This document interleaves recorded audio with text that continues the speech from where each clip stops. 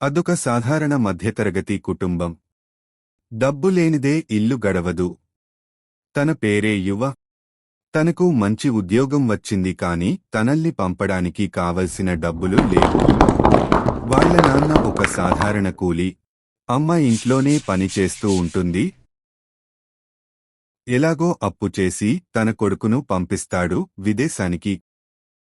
తన చదువుల కోసం విదేశాలకు వెళ్లేందుకు సర్దుబాటు చేసుకుంటాడు. ఇక డబ్బులు తీసుకుని రైలు స్టేషన్కి బయలుదేరుతాడు. రైలు కోసం ఎదురుచూస్తుండగా అక్కడ కూర్చుని ఉండగా ఒక ముసలావిడ వణికిపోతూ ఉంటుంది. తనని చూడగానే జాలితో ఆమె దగ్గరికి వెళ్తాడు యువ. ఏమైంది అవ్వ?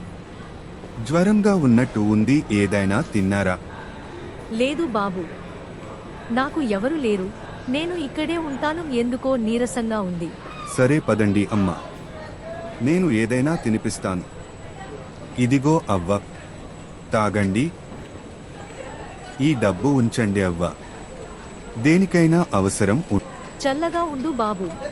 రైలు ఎక్కేసి ఇంకా వెళ్ళిపోతారు యువ. తనకి వచ్చిన యూనివర్సిటీలో చదువుకోడానికి వెళ్తాడు యువ.